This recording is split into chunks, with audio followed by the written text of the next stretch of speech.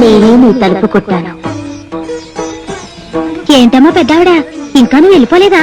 అసలే రోజులు బాలేదు, రోగాల రోజులు. నేను కూడా రోగానికి భయపడితే ఎలాగే. ఈ ఊర్లో 4 మెతుకులు తిన్నానుగా. ఈ వేపాకు చలవతో ఈ ఊరికి శాంతి చేయాలని నీ తలుపు కొట్టాను.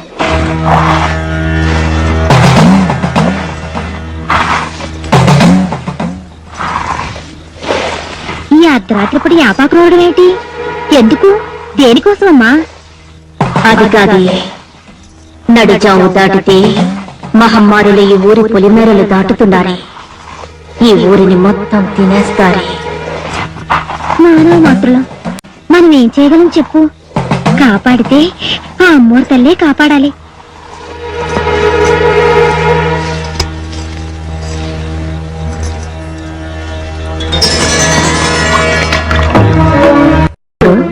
ఈ వేప నీళ్లు ఈ ఊళ్ళో ప్రతి గడప మీద చల్లుకుంటూ పొలిమేర దాకా వెళ్లి పొలిమేరలో పోసిరా.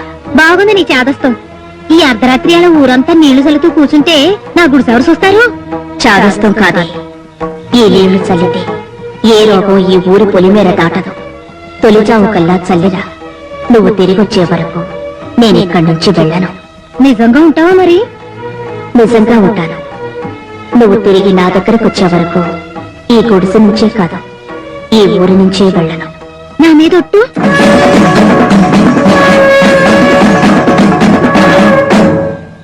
నీ మీద ఒట్టు.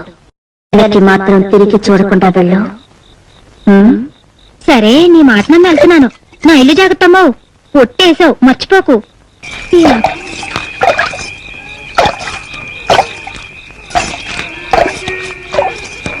అయ్యో, ముసలిది ఎంగిలి పడిందో లేదో.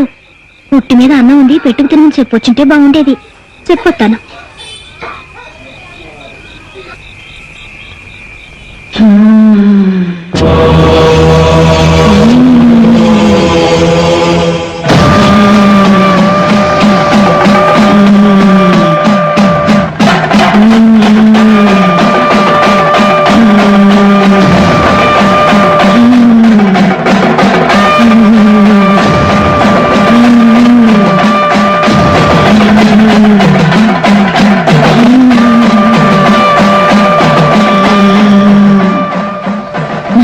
వచ్చింది అమూర్తల్లా.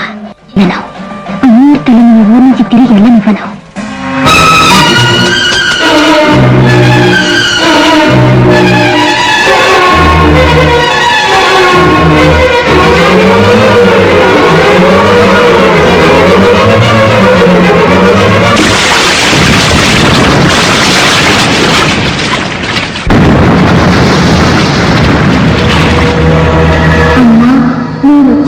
వెళ్ళమని మాటిచ్చావు, ఉంటావుగా? ఉంటాను. ఎప్పటికీ ఇక్కడే ఉంటాను. నీ త్యాగాన్ని నా రూపుగా చేసుకుని ఇక్కడే అమ్మోరుగా వెలుస్తాను. నీకిచ్చిన మాట ప్రకారం ఈ ఊరి గ్రామదేవతనవుతాను.